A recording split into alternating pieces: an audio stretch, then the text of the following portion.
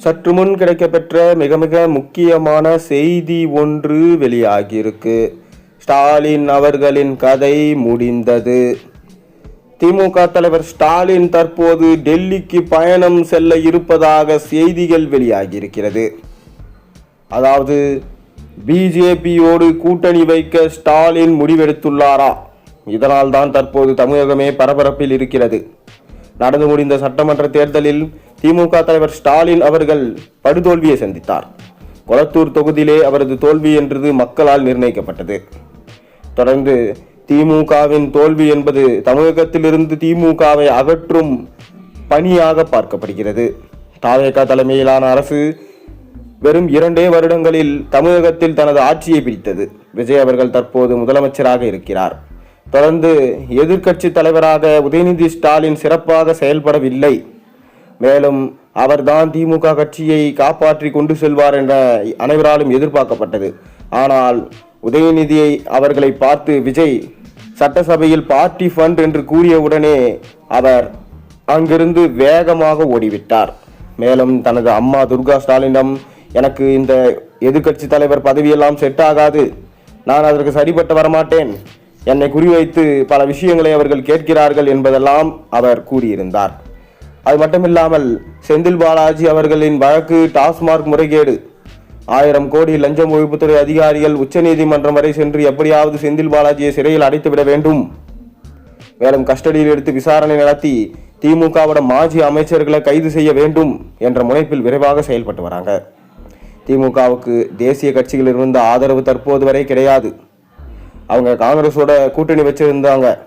ஆனால் காங்கிரஸோ தற்போது தாவேகாவுக்கு தாவிடுச்சு. திமுகவை கைட்டு விட்ட நிலைமையிலும் உருவானது. மேலும் இதுவரைக்கும் பாஜகவை திமுக தலைவர் ஸ்டாலின் அவர்கள் எதிரியாக தான் கூறிக்கொண்டிருந்தார். ஆனால் திமுகவின் கஜானா மற்றும் திமுகவின் மாஜி அமைச்சர்களின் சொத்துக்கள், ஸ்டாலினது கோபாலபுர இல்லம் அனைத்தையும் காப்பாற்ற வேண்டும் என்றால் பாஜகவிடம் சரணடைவதை தவிர வேற வழி கிடையாது. அதாவது இந்த தேர்தலை பொறுத்த அளவுக்கு திமுகவுக்கு மிக பெரும் ஒரு இடியாக அமைந்தது என்னவென்றால், ஸ்டாலின் அவர்களே கொளத்தூர் தொகுதியில் தோற்றதுதான். அவரது தோல்வி அனைவராலும் நிர்ணயிக்கப்பட்ட ஒன்று. இது போன்ற ஒரு அவமானம் ஸ்டாலினுக்கு மறைந்த ஜெயலலிதா அவர்களது ஆட்சியில் கூட கிடையாது. ஆனால் முதல் முறையாக விஜய் அவர்கள் அரசியல் பயணம் ஒட்டுமொத்தமாக ஊழல் சக்தி திமுகவை மக்கள் அவர்கள் தமிழகத்தை விட்டே விரட்டி அடித்து விட்டார்கள். ஸ்டாலின் அவர்களுக்கு தற்போது சென்னை பக்கமே இருக்க பிடிக்கவில்லையாம்.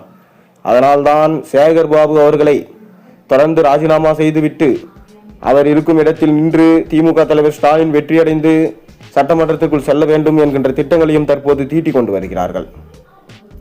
தற்போது திமுக அவர்கள், அதாவது ஒற்றை வார்த்தையில் சொல்ல வேண்டும் என்றால், ஸ்டாலின் பாஜகவில் இணைய போகிறார். அதனால்தான் டெல்லிக்கு அவசரமாக ஸ்டாலின் அவர்கள் சென்றிருக்கிறார். மேலும் அவரது மருமகன் சபரீசன் அவர்கள் நடத்தக்கூடிய G2 நிறுவனத்தில் பல முறைகேடுகளும், அது மட்டுமில்லாமல் திமுக ஆட்சியில் அமைச்சர்களாக இருந்த கிட்டத்தட்ட 34 கேபினெட் அமைச்சர்களில் கிட்டத்தட்ட 28 பேர் G2 நிறுவனத்தில் பல கோடிகளை கொடுத்து ரியல் எஸ்டேட் நிறுவனங்கள், நில மோசடிகள், லஞ்ச பணங்கள், கருப்பு பணங்கள் அனைத்தையும் வெள்ளையாக மாற்றுவதற்காக அந்த நிறுவனத்தில் கொடுத்தனர் என்கின்ற செய்திகள் வெளியாகியிருக்கிறது. அவர்கள் பல்வேறு ஊழல்களை செய்துள்ளார்கள். இதையெல்லாம் மக்கள் பார்த்துவிட்டுதான் திமுகவை தமிழகத்திலிருந்து அகற்றிவிட்டார்கள். மேலும் விஜய் அவர்களும் சொன்னது போல பார்ட்டி ஃபண்ட் யார் யார் வாங்கியிருக்கிறாங்க, இதில் எவ்வளவு அமைச்சர்கள் சிக்க போறாங்க என்றே தெரியல. மேலும் செந்தில் பாலாஜியை கண்டிப்பாக சிறைக்கு அனுப்பாமல் விடமாட்டேன் என்கின்ற கங்கணம் கட்டி கொண்டு இருக்கிறார் விஜய். அதிலும் பார்த்தீங்கன்னா தொடர்ந்து ஸ்டாலின் டெல்லி பக்கம் செல்லாதது ஒரு மிக பெரும் ஆபத்தை திமுகவுக்கு ஏற்படுத்தியது என்று சபரீசன் ஸ்டாலினிடம் தெரிவித்தார். தற்போது இன்னும் 5 ஆண்டுகள் இருக்கிறது. அதற்குள்ளாக திமுகவின் நிலைமை ஆட்டம் காணப்போகிறதாக தகவல்கள் நம்மால் பார்க்க முடிகிறது. மேலும் உள்ளாட்சி தேர்தலும் நடைபெற போகிறது. ஆனால் உள்ளாட்சி தேர்தல் 7 இடங்களில் நடத்த இன்னுமே கோர்ட் தடை விதித்திருக்கிறது. அதனால் ஸ்டாலினால் தற்போது இடைத்தேர்தலில் நின்று சட்டமன்றம் செல்ல முடியாது. மேலும் உதயநிதி ஸ்டாலினோ பயந்து கொண்டு ஓடுகிறார். இப்படி இருக்கையில் திமுகவும் அதிமுக போல சரிந்து விடுமோ என்ற அச்சத்தில் திமுகவின் மூத்த மாஜி அமைச்சர்கள் தற்போது ஸ்டாலினிடம் நாம் பாஜகவில் இணைந்து விடுவோம், இல்லை என்றால் திமுகவின் ஒவ்வொரு செங்கலையும் விஜய் பிரித்து எடுத்து விடுவார் என கூறியிருக்கிறார். தொடர்ந்து பார்த்தீங்கன்னா திமுகவின் நிர்வாகிகள் என்ன பேசுறாங்கன்னா, திமுக என்பது 70 ஆண்டுகால பாரம்பரிய கட்சி. ஆனால் சட்டசபைக்குள் சென்ற உதயநிதியோ திமுகவின் பாரம்பரியத்தை காப்பாற்றவில்லை. அவர் எங்கே நமது கூட்டுகளை வெளியே மக்கள் முன்னிலையில் நேரடியில் கூறிவிடுவார்களோ என பயந்து கொண்டு ஓடுகிறார்.